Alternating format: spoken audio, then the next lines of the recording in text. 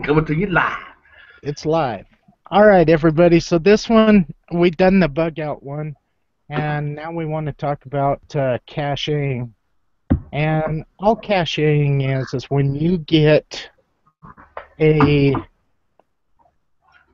you have a situation happen. Okay, for me, the only reason to bug out is a government, regardless of what's the hell's going on. So I want to have as much shit already out there waiting for me as possible. Right. And I mean, either, I'm not a bug in kind of a guy.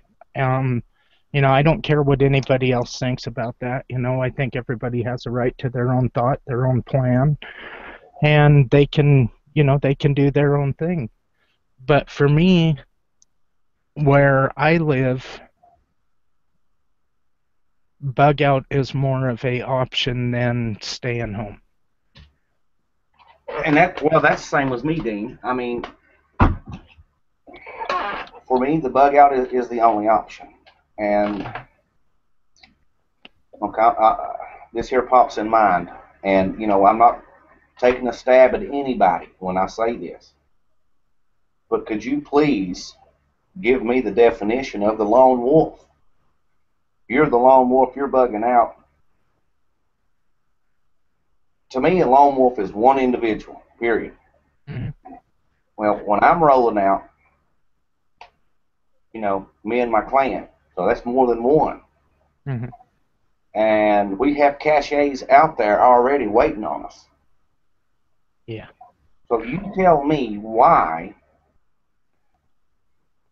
me, the clan, Dean, his clan, any bug outer that has caches planted already waiting on them, why their Well, chances are so low. You have to bug in. If you don't bug in, you're dead.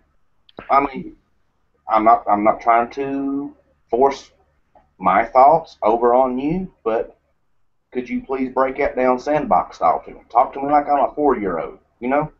exactly. Well, see, and that's kind of what I think too, because even if my plan was, okay, say something happens and it comes to a situation to where walking is just not feasible for me. Okay, I am still going to cache at least halfway close that I can get to. Right, That way, should I have, the looters, rovers, whatever the hell that new name is, because I've never considered bug-in as an option. I mean, if it's out here, the only natural disasters I really have to worry about would be a forest fire or a snowstorm. And that's more evacuation, or you're going to screw the lid down tight and you're going to ride the snowstorm out. right. So I just regardless of the situation, if I was going to stay close, I'm not going to have all of my eggs in one basket. I'm going to have shit scattered all over the place. Right. Yeah, so, exactly, exactly. And like I said, we're not trying to, give the bug inners a black eye by no means, but, we're not showing all of our cards either. I know there's thousands upon thousands of bug out videos out there. You know, um, I'm sure they're not giving all their cards away either. But regardless of that, I'm all for helping someone right now. Right now in peacetime, I'm all for helping. I'm sure Dean is too. Oh, hell yeah. But when that bug out time comes, It's every man for himself. exactly right. Exactly right. Because, and we said it in our last thing, you feed a stray dog once, you're going to feed them again. I agree. And is it mean? Is it cruel? Is it cold hearted? Oh, well. Like I, Well, here's the way that I look at it. If I have my family and we've actually made it to our spot where we planned on going to begin with, and nobody's there and we can start setting up and everything's fine, I think that first initial time frame in it nothing is going to convince me different that that the first wave of all hell breaking loose is not going to be where everybody isn't in the same mindset. And I thoroughly believe that people that are stuck in towns are, unless they had enough sense to figure out why, and then it comes down to why is a person bugging out. Um, only each individual can answer that. And No. that's, so for whatever reason, somebody decides that they're going to stay home, I figure that I can kind of see it, but yet I I see can't. it as a I security. Well, yeah, you're going to have that. It's a false sense of security, I think, Yes, because sir. you're going to have everything that you're used to looking at. I mean, I wake up in the morning, I see my computer, I see the telephone, the alarm clock, and then I go to the bathroom and I could give a shit less about anything but my computer that's in front of me. Right. Now, if the electricity goes down and all hell goes loose, then my computer don't mean shit to me, but it's going to actually be more of a stress factor because I can't turn it on and see what everybody else is doing. To Right. where if I'm out away from here, I know exactly what I've got to do. I've got to get, the kids are going to have their jobs, wife is going to have her job, everybody's going to have their own job, to where, it's coming together for all of us to be able to maybe have a good hot dinner that night. Right. And that's where the cachets come into play. See, and I think so too. But I also think that with the cache, for me, I think that the cache is more of a fallback emergency, because I don't want to go out there and think that I've got 300 caches out there and I don't have to set traps, I don't have to hunt, I don't have to fish, Right. because I think that the cache, what you're doing is you're trying to supplement yourself through times where it's going to be definitely difficult, really hard, and I'm more worried about tools, because I think tools are going to be something that you're not going to just throw in a backpack and take off with. Exactly. I I mean, mean, you think we're lying? Put 65 pounds of metal on your back and head out in the mountains. It's different than 65 pounds of clothes. yeah. I mean, it wants to draw straight down to your ankles. Mhm. Well, yeah, and But I mean, I, I I don't think it's going to be too long before all the dead wood that's on the ground is gone. I mean, I can remember 10 years ago when we used to go up camping here on the mountain, and hell, you could walk a circle 45 feet and you had enough firewood for a weekend. yeah, Nowadays, you're having to travel out a little bit if you're not pushing down dead trees and sawing them up. And I mean, it's different. There's more people out there and everything like that. Now, I don't want to sound like a broken record, but something that I thought was interesting, and I hope the guy that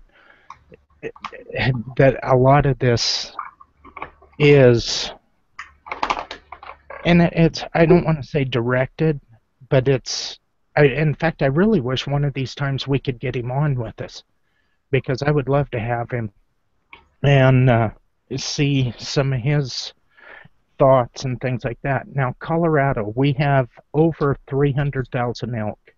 I have no idea how many mule deer we have. Now, I heard a number thrown out that there was 30 million deer in the United States. Well, I searched that. There's 30 million white-tailed deer. You search that. There's 30 million white-tailed deer. Now, that doesn't count for elk. That doesn't count for mule deer. That doesn't count for moose, antelope, bear, cougar. Every animal in the United States, if it grows hair, you can eat it.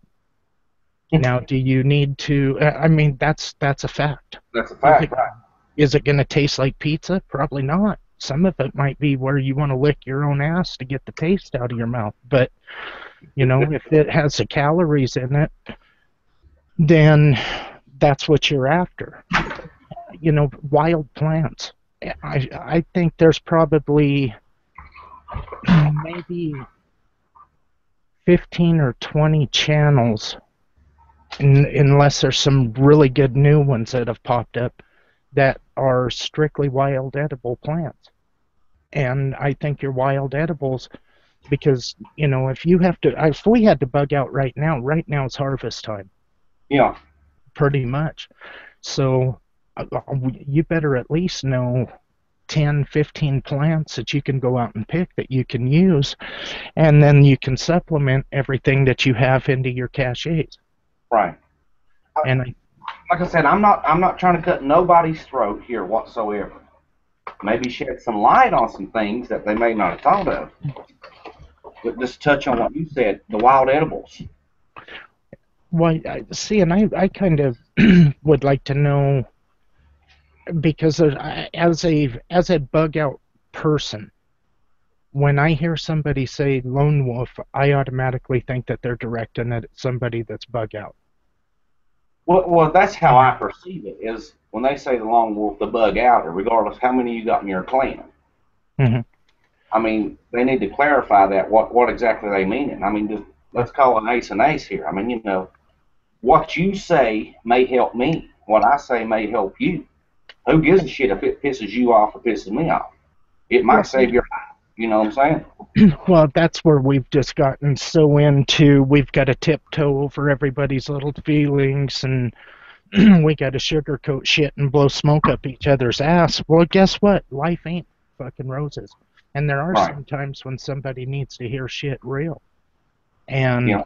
you know, I would rather say it real and be an ass than sugarcoat it, and maybe I could have made a difference to somebody, regardless of if it was. I mean, statistically, when you look at people that get stranded, people that get lost, or anything like that, really what it comes down to is luck. Yeah. 90%, 80 to 90% of people surviving a crisis is luck. Everything fell into place for them. You know, Right. yeah, they may have had some skill, and they may have had some equipment with them to help make it easier.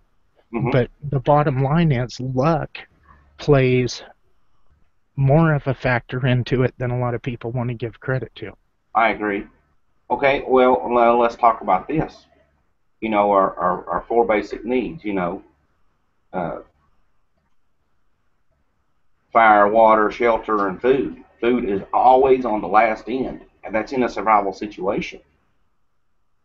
Well, now that's a night and day difference. Survival situation meaning, okay, I just took my car on a cliff in the middle of nowhere, then versus having to bug out. You know, Yeah. which reverts us back to the moral of this topic, caching. Food is going to play a major part of your survival. Because if not, why are you bugging in and have 20 years of food in your house?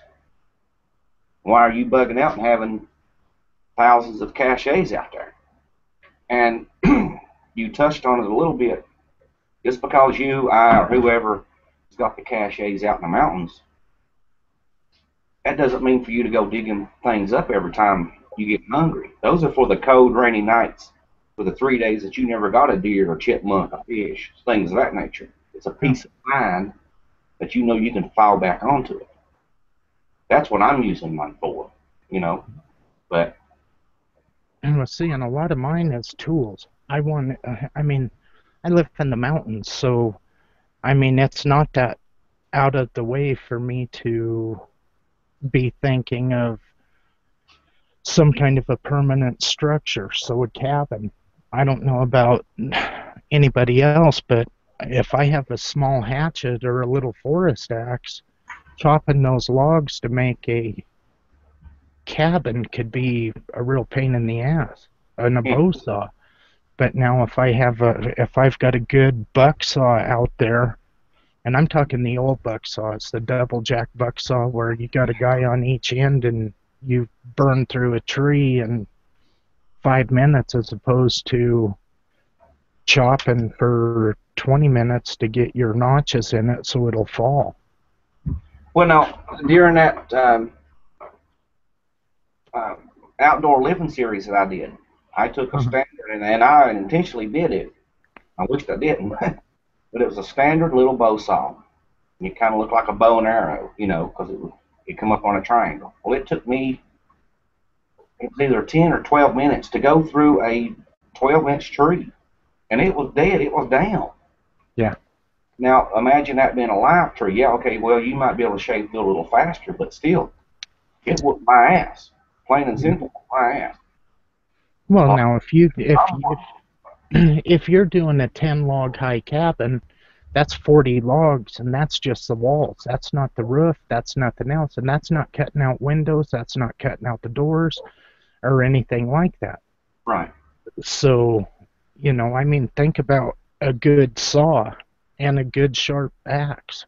And there's a difference in axes. You have splitting axes. You've got felling axes.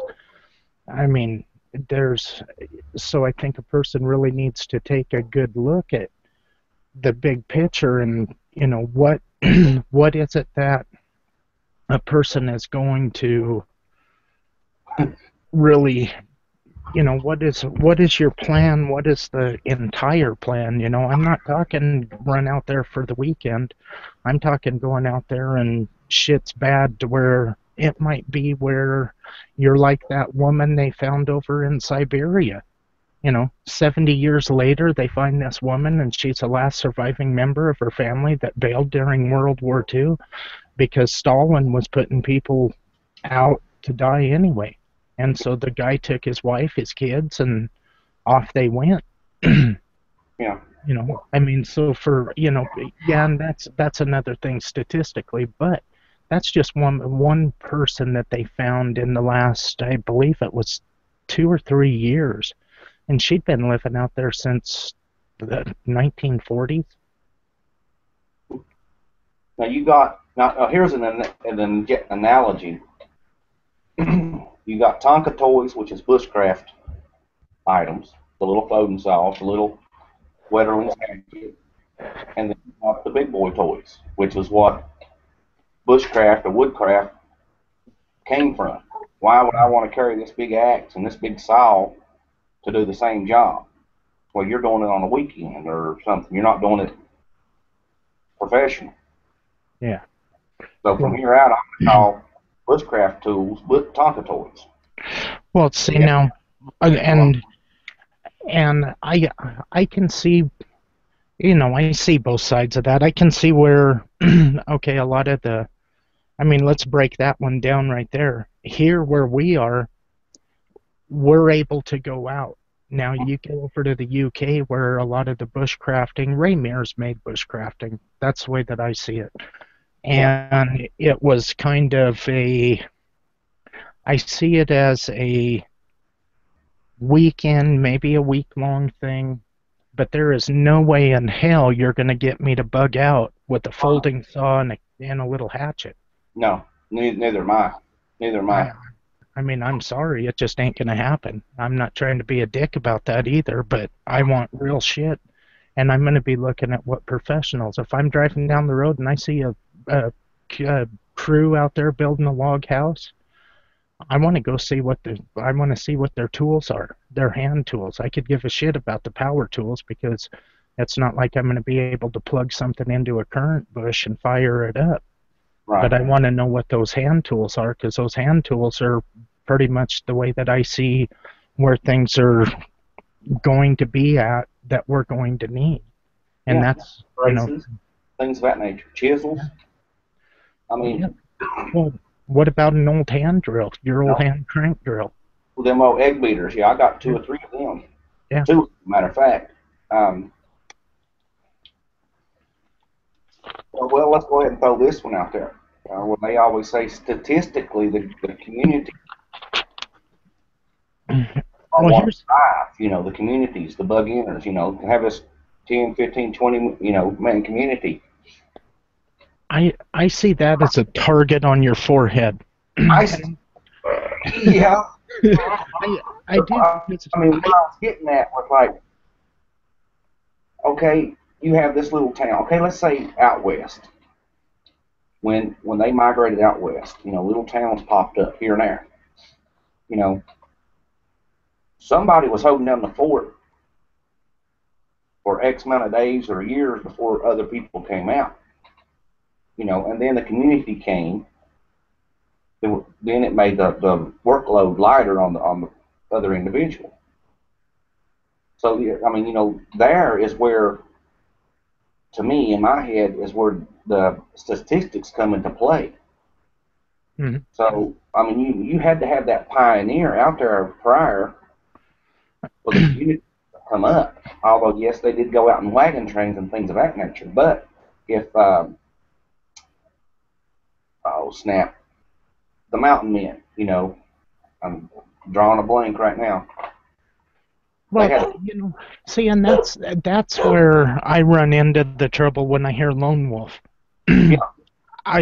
Some of my heroes were mountain men. Mm-hmm. I mean, Jim Bridger, Jeremiah Johnson. Johnson. Those guys, they were as lone wolf as you can get. Them and their pack train. Yeah, and I mean, Now, I don't know. okay, let's stop right there. What equipment did they have? That lone wolf. What equipment did they have? They had an axe. They had 2-3 pack horses. Yeah. And they had a saw, they had an axe, they had knives, they had gun, they had powder, and then they didn't have shit. When you really look at what they had, they would go to rendezvous to get the stuff. If they were going to build a cabin, they would go to the rendezvous if they didn't burn holes through.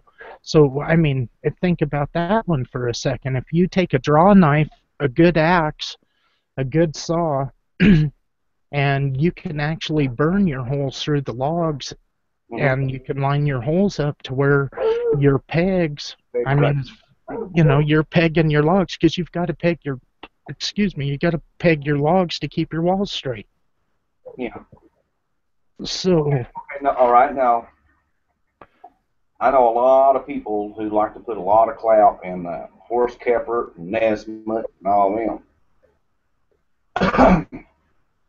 But, they say, well, if you have a list, you're going to have a list along your arm by the time you get done. Yeah. Well, I look at them as nomadic, going from this camp to that camp to this camp to that camp. Mm-hmm. You wouldn't need a list as long as your arm to go from point A to point B to point C. Mm-hmm. Because everything, that entire list is at each little camp that you got set up. Yeah, exactly. And that's something that I think a lot of people don't look at. And that's where, I want to go back to the community thing for just a minute. I'm not saying that everybody that wants to do a community, because I think that in some cases a community could be good, depending on where you're at and if you've already got that community formed. Mm-hmm. Now, if you haven't and you just want to meet everybody with open arms, I think you're setting yourself up. Well, I do too. Well, okay. Well, let's look at this on a military scale. You have a company of infantrymen. Uh-huh. Well, those infantrymen, they got scouts to go out and intelligence. Yeah, they're not just riding blind. To the infantry command post. I'm not saying for every lone wolf or bug outer to be friends with the community, or even be enemies with the community. But those of us who are bugging out, and let's say we are bugging out, and during our travels we roll up on a community, yeah, they're probably going to be hostile to us, like that Native American analogy we use. You have the Cherokee and the Apache, which never did meet each other, but still, you stay on that mountaintop, I stay on this mountaintop. We'll look at each other all day long, but as soon as one of us crosses that valley, it's a war. Yeah. Well, see, and that's that's proven. All anybody has to do is look at a little bit of history to see that. Here's kind of the way that I look at a community. Look at Quantrill's Raiders in Lawrence, Kansas. Kansas, right? I mean, those guys rode in and they burnt that town to the ground. Now, if you have that many people, granted, you might have a little bit better weaponry now, but every time that a shot is fired, that's a shot you don't have for self-defense. Mm-hmm. So if you can get out to a place where you're not on the defense as much as you would be, because a lot of my trouble with a large number of people is it's that many mouths to feed. Now, if you and 5 other people in that community were hardcore, I'm talking the hardcore preppers that got the 15 rooms full of shit and all of that, and you're bringing in some other people that only have 1 or 2 rooms, now, how is this going to balance out? You know what I mean? Because there's going to be a point where animosity just kicks in. I don't care. Right, yeah. It's human nature for animosity to kick in. Well, why is this guy eating our mashed potatoes when he only had a couple of chicken legs to donate? Yeah. And I mean, people can't get along now, and shit isn't even bad. Now, can you imagine when all the stress is happening? I mean, I don't know. I mean, and don't mean to beat a dead horse, but you know, we said it amongst ourselves, you know, in our private chats and all that, and then we said it in live hangouts too. You have to become friends with your ugly side. Yeah. You have to come to terms and become friends with that puppy right now, and be able to turn it on and off like a light switch for that day to come. I agree. If you fail to prepare now, you're just preparing to fail later. Period. Plain and simple. Which takes us right back to the cachets. You know, $5, $10 here. Double down on your canned goods. Your per mail dollar store $2 meals. These will go up inside of a 4-inch turd tube. They're already cooked. All you gotta do is heat them up. Mm-hmm. I mean, and no, I'm not endorsing Dollar General here by no means, but got a 2-year shelf life on them. On your cachets, have a log 001, 00350. If the first item goes in that puppy is 2012, everything in that cache should be 2012. Yeah. And when it's, let's say it's running out January, well, in December, you better be going back to that cache and digging that puppy up and rotating it. Bring that 2012 food home and eat it. You know, although we're in 2014 here, but still, I mean, you get what I'm trying to get to say here.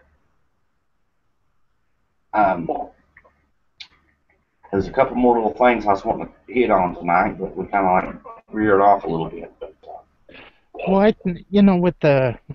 here's one I seen on YouTube. There was a kid in Arizona, and it's the Mogollon. I hope I'm saying that right, but the Mogollon Rim. That was where he was planning on bugging out to. And there's another guy that does a lot of Bigfooting over there, and he found one of his caches, and he took it to the sheriff's department. I mean, it's on video. You can go to Susan Farnes, or I think it's Susan Farnes, and you can go through his videos, and he finds a cache and takes it to the sheriff's. I always wondered, why didn't he just leave the damn thing alone? But, you know, people do whatever they do because, I mean, let's face it, not all of us are of the same mindset. Yeah. I mean, there's people out there. I watched a video today that blew my mind. A reporter in New York was asking people about Ebola, and one of them said that, what the hell did she say? It cracked me up, and I thought, we're fucked. He was in Iron Man suit, right? I watched the same video. I think it was, and it's like, yeah, it's like, God, how are I guess we have become so involved with our own daily lives that we're more worried about making it to work, making as much money as we can, and then going home to turn around and do it all the next day. all the next day. And I mean, for me, sometimes I mean, I can go way deep into the tinfoil shit, but I just, I just think that it's all about everything that our government is doing to me shows me the signs that I don't have to worry about a snowstorm or a forest fire. I need to be worrying about what the hell this government's doing because they're not doing anything that's for our good or our benefit. Yeah. I mean, that's just the way I see that one. Go for it, Joe. I'm going to answer a few comments. Well, I mean, that's the way I see it. I mean, I don't see, when I say bug out because a volcano happened, earthquake happened, snowstorm happened. That's evacuation. You're just evacuating. To me, bug out, and we said it a million times, is something that is national or global. You know, uh, intimate life in danger. And that's why I'm not bugging in because, yeah, they're your friends right now. But I guarantee if you had was a fly on the wall, they'd be probably talking crap about you right now here in peacetime. And then if they know you're a prepper, why don't they? I don't see why the click is not clicking. As in, they're not going to be turning against you. I mean, they may be even in your community for that matter. But which is easier to spot? Okay, when a felon, when a feller commits a crime, what does he do? He runs.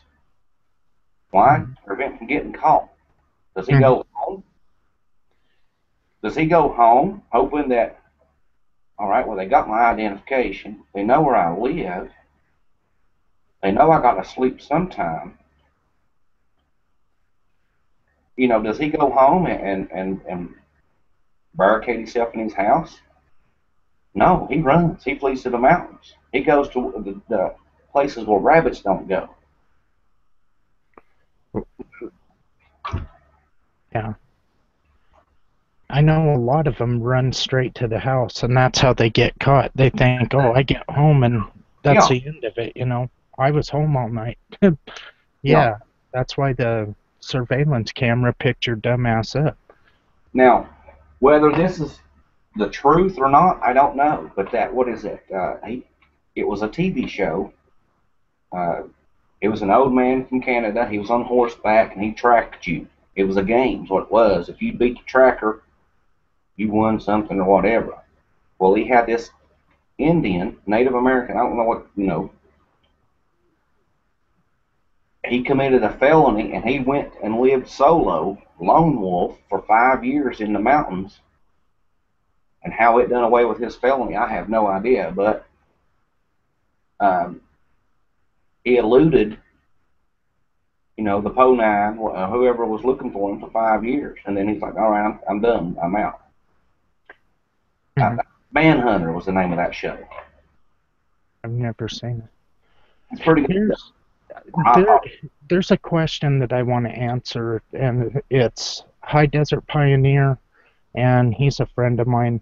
And he says the thing you got to remember is the mountain men like Johnson were more transient.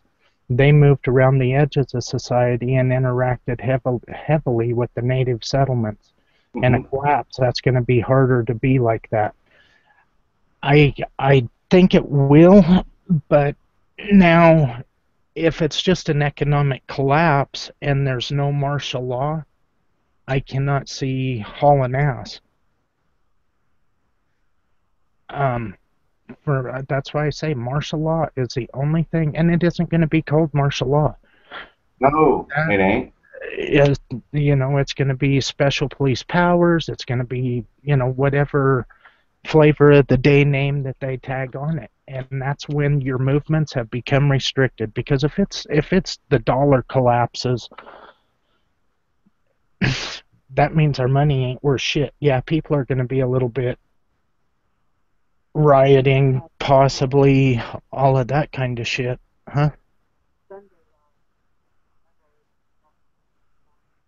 The Sunday laws. But for me, I mean, it's martial law. That's the only thing that's going to make me go. You know. Well, And let's reiterate on that. He intermingled with the natives or whatever. Okay, you're a bug outer. I'm a bug outer.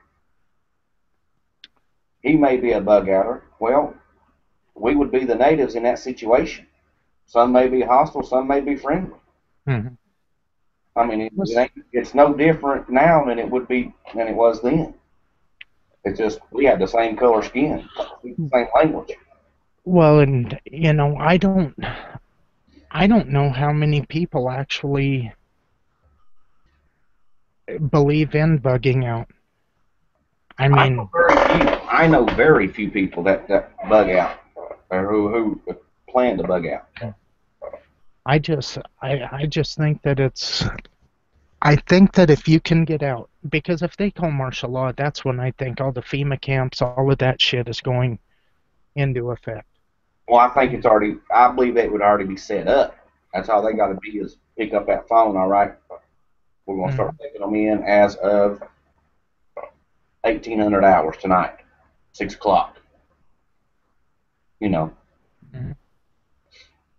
I know one thing. If a person sits and waits through all of the signs that are leading right into martial law or whatever, and you don't get out in time, you cannot get the hell out when they're on your door. And when they're on your door, it doesn't matter if you walk or they carry you. You know. I would rather leave 5 minutes too soon than, or let's. I'd rather move 5 days too soon than to be 1 minute late. Hell yeah. But you can always come back. You Yeah. know, let's okay. Oh man, come on back this road. Mm-hmm. You know, Yeah. it'd be a false flag. Yeah, you might get out there and spend a week, spend a month. Well, shoot, they ain't nothing happening. You finally get acclimated Well, in the hotel yards, but you can always come back. now I got a question for you. Observation. I have 2 spotting scopes and probably 8 pair of binoculars. Do you Mm-hmm. have a plan? Well, I'm not even asking that. Part of my cachet would at least be one of the spotting scopes and at least a good pair of binoculars. And I'm not talking the ones you'd buy your kids for deer hunting and shit like that, so they have something so you don't have to give them yours. It's got to be something that you can actually reach out there and see. Right. Because I believe that observation, I mean, if I bug out and I've got another camp that's 2-3 miles away, and I can zoom in on them with my spotting scope, and I see they have kids. I see that, they're out there doing the same thing that I am. My first thought is that's a potential ally. Yeah. And then hopefully they're doing the same thing. They see that I have kids and they see that I'm out there just trying to stay away from the bullshit. Then, hopefully it's a potential ally. But Wow. the first thought is that's a threat. Yeah. Am I going to go wage war? No, not unless they come in aggressively. And that's where, it's one of those things where we blew that and we popped heads the last time we talked Yeah. about this. Yeah. And so we'll try to leave heads on the mend with that. But They still looking at breadcrumbs on that one. you're still in my lines. No, I think that a person, I mean, I look at caching like I look at prepping. Mm-hmm. If somebody isn't considering it, already looking at it, then they really need to be lighting a fire under their ass. Because, I mean, we can sit here and we can type shit all day long and, we can talk about it till we're blue in the face. But the only ones that we're really fucking over is ourselves when the time comes. I agree. I mean, I agree wholeheartedly. And I know this chair is probably making all kinds of noise, but we're doing the same thing. We're just going about it by different methods.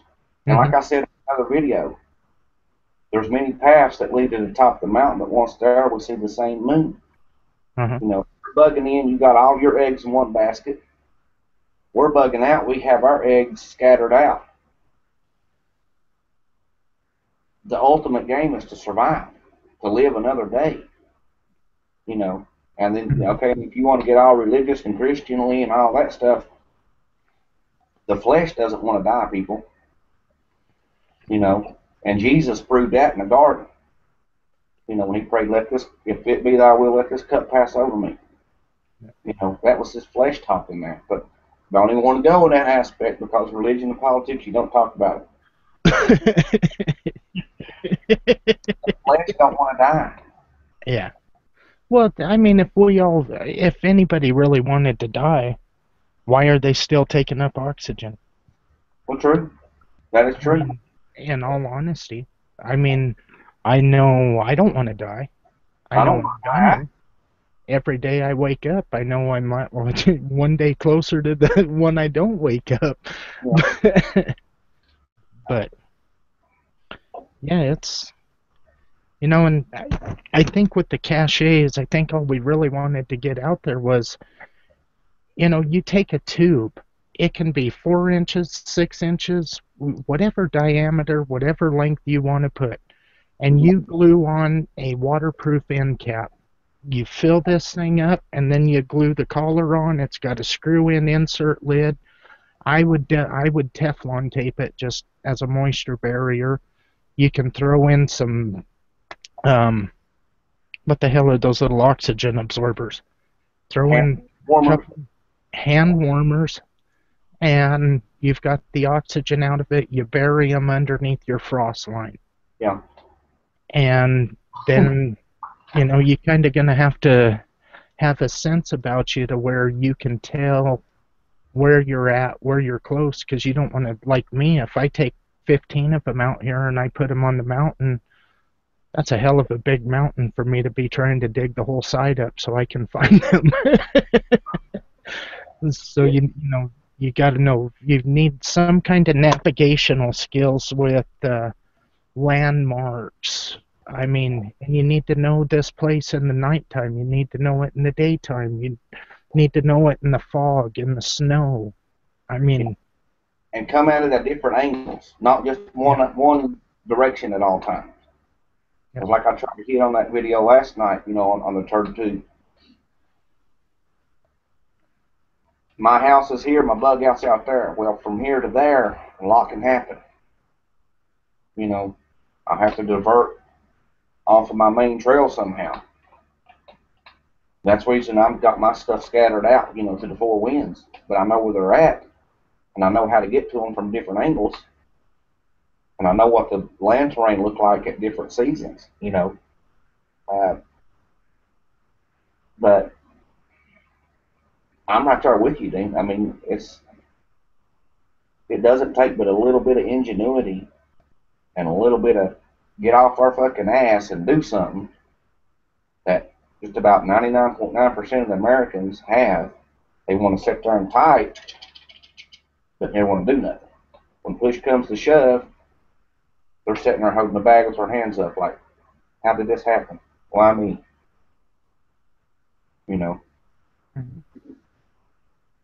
I said, I'm not to piss nobody off or nothing, but, I mean, if the truth hurts, oh well, if the shoe fits, wear it. Y'all know who yous are. It's just like the trolling. Why the hell you want to troll somebody for? Won't you man up, go reach up there and grab your balls off that mantle? If you got something to say, say it. you're not going to piss me off. You're not going to piss Dean off. You know. So But they why? might piss me off. I might tell them to take their opinion, put it on a sharp stick, and shove it up their ass. I mean, like that one. I know it's not her name now, but still, she said I was a fear mongerer, yada yada yada, and I was bossy and all that. No, you just hadn't had nobody to ever tell you what to do, as in tell it to you like it is, sugarcoat it. Well, see, and I don't see that. I think there's a certain percentage of people out there that still believe that things can be changed by voting. You know, I I wish I still believed that. I really do. I honestly don't. I think that anybody that's a registered voter, your name has already been used. We ain't even had the elections yet. They're coming up, what, November 19th, 15th? Yeah, 16th, 19th. I don't know exactly when. So I think all that is, I mean, everybody that's registered, your vote has already been casted. Yeah, And I mean, I mean, that's just the way that I see it. The people that are running, they already know who's won, who's lost. It's all political theater. And so, I just don't see where anything political is going to save us. no, I think either no, the people either need to stop talking about revolution, about all of this other shit, and either it happens or just shut the fuck up about it. right. Sit back and take it. Because I mean that's all I see anyway. And I mean anybody that says, okay, jump up there and lead the way, I'm one person. And I think that's the way that everybody feels. It's going to take some form of a movement. Now this deal that was going on down in Missouri, I honestly believe that that was supposed to be the starting point for it. Why? I mean, this thing's been going on for over a month and it hasn't died yet. Why? What is so special about it? I mean, that kid, I don't think the cops should execute anybody at any time. I don't think that's in their job description. I don't think that's part of their job. I don't think they should be armed.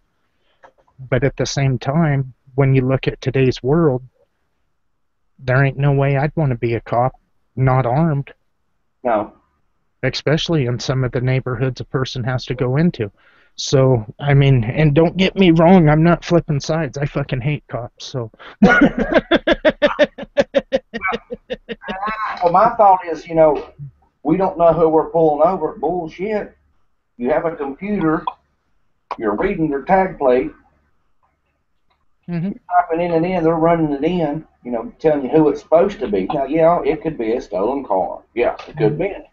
It could be little Granny Jones's car, but thug down the street stole that puppy. Mhm. You know what I'm saying? Yeah. But like I said, I'm not in that aspect either. This was about cachet, so Yeah.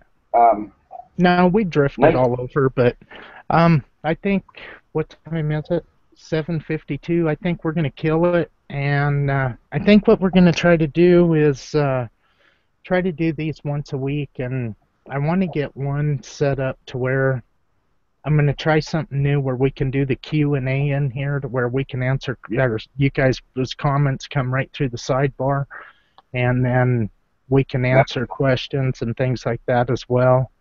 But anybody that doesn't know what caches are, I know this Hangout really didn't help a whole lot, but check it out because I think there's probably a few videos out there, and I know there's at least websites that'll tell you more about them. yeah, And I have you one know, on my video I just made last night. Not to whore yeah, myself out, but no, that's you did. You made those.